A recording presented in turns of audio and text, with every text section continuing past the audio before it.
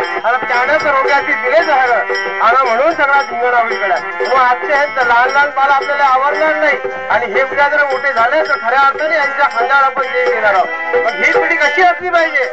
निरोगी सदृढ सशक्त असली पाहिजे. आणि म्हणा खऱ्या अर्थाने हे लढाई लढतील आपल्या हक्काची, आपल्या अधिकाराची.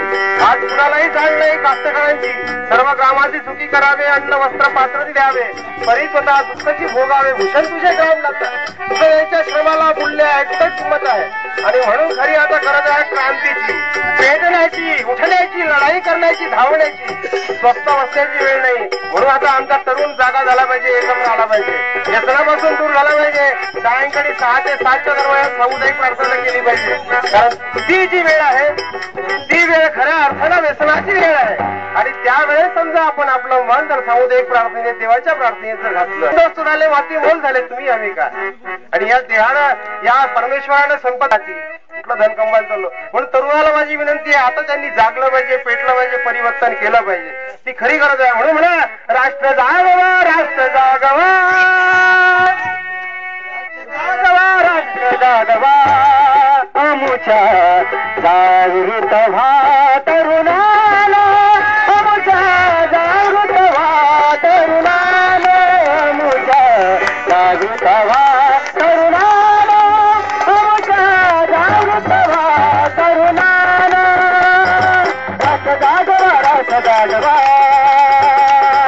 राष्ट्र जागवा, राष्ट्र जागवा, अमुच्या जागृत. आणि म्हणून खऱ्या अर्थानं तरुण एकत्र आला पाहिजे, तेव्हा खऱ्या अर्थानं गावाचा विकास साध्य होईल बाबा. आणि म्हणून मी म्हणेन आमचा वेळ चांगल्या कामात गेला पाहिजे. दारू सारखं व्यसन आम्ही टाकून दिलं पाहिजे, हे गुटखे वगैरे आम्ही टाकून दिले पाहिजे. कारण तिथून खऱ्या बिमारीची सुरुवात होते. आणि एकदा का बिमारी शरीराला जडली तर माणूस मरायला वेळ लागत नाही. अरे हा देह 84 लक्ष योनिक फिरून आला ना, हे शरीर मानवी मानवाला मानवी जीवन भेटलं केव्हा? एवढा फिरू आल्यानंतर हा जीव मिळालाय. या जीवाला असं मातीमोल करू नये आपण. लहान लहान लेकरं असतात बिचारे, त्याचे निरागस चेहरे पहा, बाबा आता येईल, मग येईल, मग मला खायला आणून, प्यायला आणून, शिक्षण देईल, पाठी देईल, पिढी देईल, पण काही त्याच्या नशिबी नाही. आता पिऊन आला का मग ह्या नराधम मारायला सुरुवात करते. पोरं असो, बायको असो, कोणाला पाहत नाही.